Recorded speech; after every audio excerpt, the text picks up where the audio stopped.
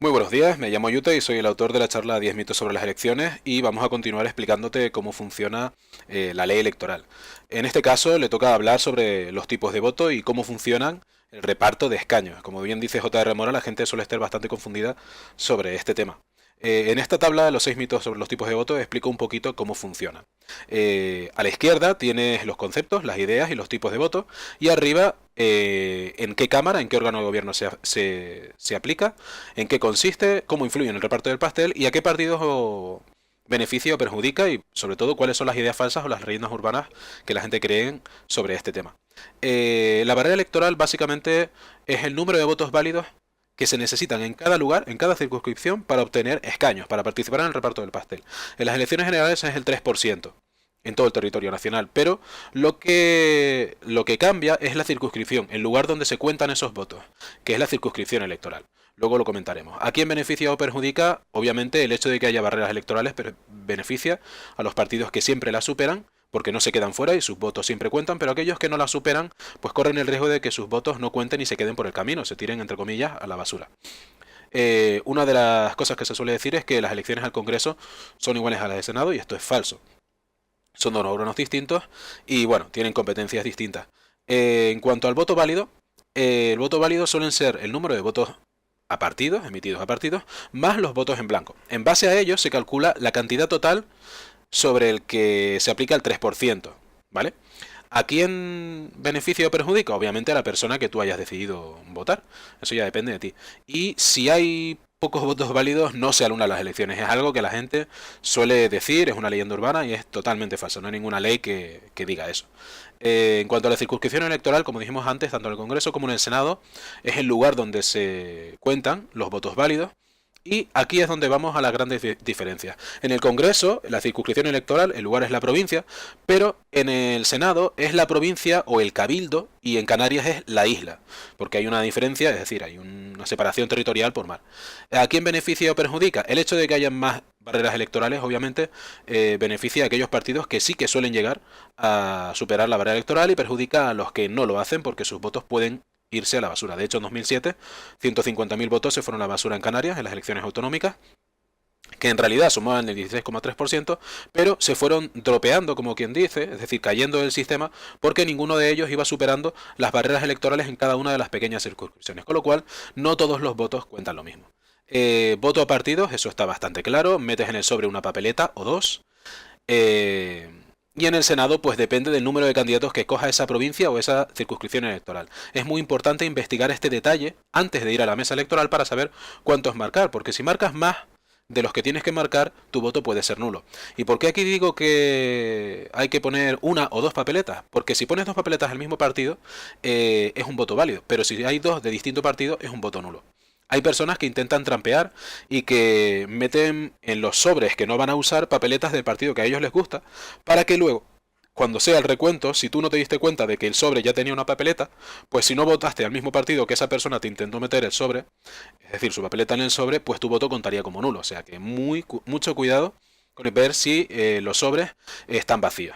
Obviamente en el reparto del pastel influye y valora al partido que hayas decidido votar y es falso que si el 80% de las personas no votan, pues se anulan las elecciones. ¿El voto en blanco cómo funciona? Pues ¿cómo se hace? Sobre vacío en el Congreso y en el Senado no marcas ninguna casilla. En el reparto del pastel aumenta la barrera electoral. ¿Por qué aumenta la barrera electoral? Porque si en tu provincia hubieran solo 140 personas y de esas 140 personas solo 100 fueran a votar, la barrera electoral, el 3% de 100 son 3. Cualquier partido que quiera tener diputados tiene que superar como mínimo 3 votos. Está claro. Los que no superen esos 3 votos o tengan al menos 3 votos se quedan fuera, ¿no? Muy bien, pues imagínate que de las 40 personas que no participaron, sí que van a votar. Y van a votar 20. Si 20 van a votar, ya el total de votos válidos no son 100, son 120. Y el 3% de 120 son 4 votos. Es decir, ha aumentado la nota de corte que tienen los partidos para poder repartirse los diputados. Con lo cual, lo que ocurre es que el hecho de que haya más votos en blanco beneficia a los partidos grandes que suelen superar la barra electoral y perjudica a los pequeños que no suelen superarla. Por lo cual los votos blancos es falso que vayan a los partidos grandes, pero lo que ocurre es que les quita competencia a los partidos grandes porque les pone más difícil a los partidos pequeños poder llegar a superar la nota de corte o barrera electoral. El voto nulo, bueno, papeletas de distinto tipo, rotas, escrito, tachones, y en el Senado marcar más de las casillas que te corresponden. En el caso de la abstención, pues no ir a votar. Si te fijas, antes, con este reparto de 140 personas, las 20 personas que se quedaron en casa, que no fueron a votar, o incluso si esas personas fueran a votar nulo, el resultado sería el mismo. En el reparto de pastel no influye y es como dejar que otras personas decidan por ti el futuro del país. Es decir, ni beneficia ni perjudica a ningún partido, pero estás poniéndolo en las manos de otro, porque es falso que si mucha gente vota nulo o muy poca gente vota, se suspendan las elecciones. De hecho, hay precedentes en los cuales la participación ha sido bajísima y el sistema ha seguido adelante, los gobiernos han seguido escogiendo. Una de las claves sobre el Congreso y el Senado es que tanto en el Congreso como en el Senado se escogen magistrados del Tribunal Constitucional y vocales del Consejo General del Poder Judicial. Es decir, los órganos que interpretan como máximo las leyes del país.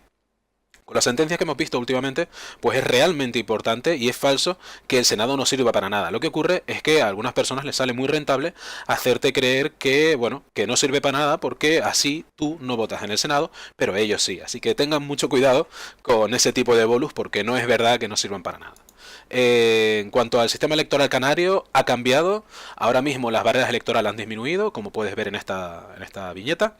Y bueno, hay una circunscripción nueva. Hay una noticia que, bueno, habla del Estatuto de la Autonomía y que puedes leer en la opinión, pero vamos a explicar las diferencias principales con respecto a la tabla anterior. Básicamente, la barrera electoral, que antes era del 30%, antes de que se reformase el Estatuto de Autonomía, ahora es del 15%, y la que había del 6%, que era una doble barrera, tenías que cumplir las dos notas de corte para poder llegar, pues ahora ya no existe. Es decir, ahora solo de los 70 diputados que hay, 9 se escogen. O sea, todos los demás se escogen en base a la barrera del 15%, pero una cantidad de 9 se escogen solo entre los partidos que hayan superado el 4% de todos los votos válidos emitidos en la comunidad autónoma. ¿Vale? Y a partir de aquí toda la tabla se entiende fácilmente si comprendiste los conceptos que vimos en la tabla anterior. Muchas gracias por escucharme. Si tienes alguna pregunta, nos vemos en el directo que haremos en Instagram este miércoles a las 8. Y aquí abajo están mis redes para seguirme o hacerme cualquier pregunta. Si quieres compartir algo sobre esta charla, pues opina usando el hashtag 10 mitos elecciones y podremos darte un poquito de feedback y amor por allí. Muchas gracias y nos vemos en el siguiente vídeo de 10 mitos sobre las elecciones. Hasta luego.